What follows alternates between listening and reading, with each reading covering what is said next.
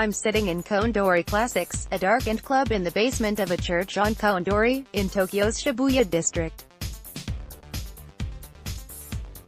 The audience is small, seated in a few rows facing the performers at the front. Silence, then the performance begins. Textured sounds emanate from the guitar, keyboard, laptop. Then the koto joins in, and a world of sound like nothing you've heard before is created.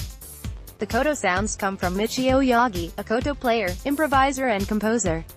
Her music spans genres and is impossible to define. She has incredible breadth, perhaps unparalleled in the koto or even Japanese music scenes.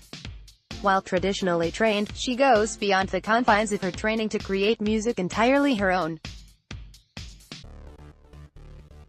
She is equally comfortable playing Edo period (1603 to 1868) compositions as she is improvising with the giants of avant-garde free jazz from Japan, Europe and the United States or performing her own compositions.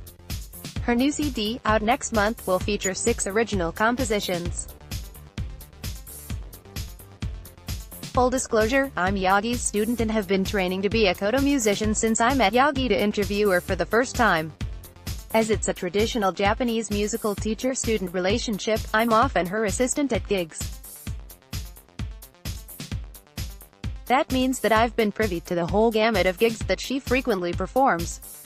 I've seen her play everywhere from J-pop concerts to tonkatsu's deep-fried pork cutlet restaurants to concert halls in Poland, not to mention the many underground music venues she frequents in Tokyo.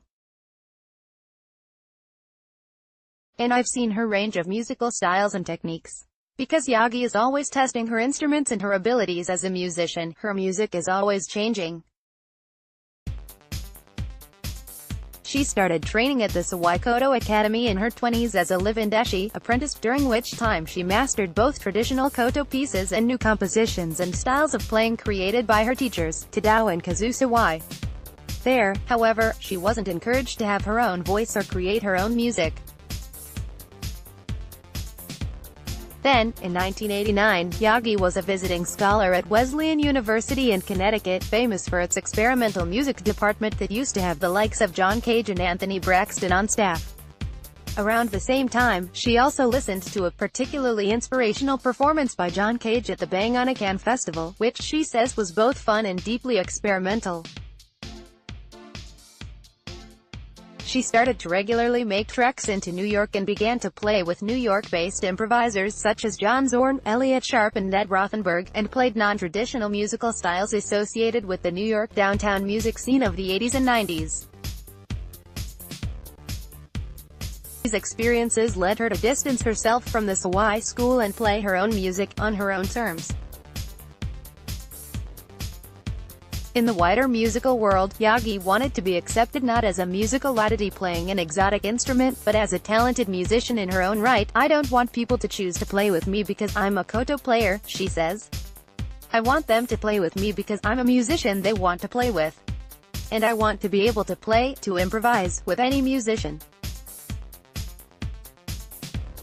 To get beyond that first step, to go from being a musician who plays koto to a good musician, and to be respected as a good musician, took a long time. "I had to learn every part of the instrument and had to be able to retune while I was performing. I listened to a lot of music so that I could learn to go beyond that, to put my own opinion forth." Yagi learned to have a strong sense of her musical voice. Though now Yagi doesn't feel a difference between playing traditional pieces and improvising. For a long time she felt like a tourist when performing traditional pieces. Now she says they feel one and the same because you need to constantly be listening and retuning whatever music it is. You're always improvising in some way. Yagi constantly pushes the physical possibilities of her instrument, which she herself calls primitive. Unsatisfied with her koto sound while playing with a drum set, she found a solution in the electric koto. These instruments are custom-made for her by an electric guitar maker in Shibuya. He plays his microphones under the koto bridge, creating a stronger, fuller sound than if she merely used contact microphones attached to the instrument as many players of acoustic instruments do. She hits the koto with drumsticks and mallets so that it becomes percussive. By using a bow on her koto, she incorporates Western string sounds into her music. The koto, despite its primitiveness, has endless possibilities. It uses movable bridges for tuning, meaning that it can be tuned to almost any range of notes, any scale. Yagi frequently utilizes traditional koto techniques that may sound avant-garde to most listeners, including taking advantage of the non-tonal possibilities and percussive aspects of the instrument. Yagi is also a woman in the jazz and improvisation music world in Japan, an area not known for its acceptance of women.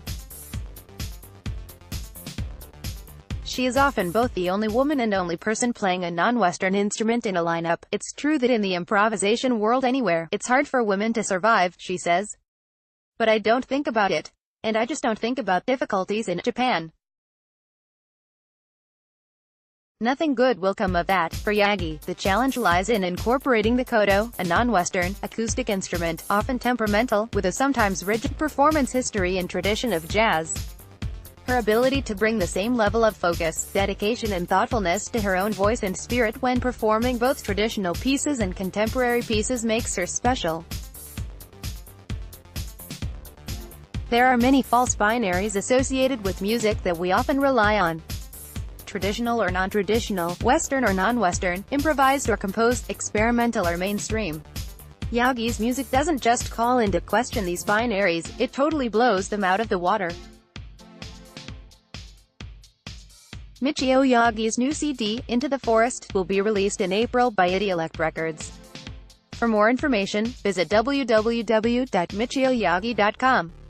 Yagi features in a BBC Radio 3 Sunday feature documentary about Japanese jazz, presented by Catherine Wadley and available online at www.bbc.co.uk/programs/BO06TNWP.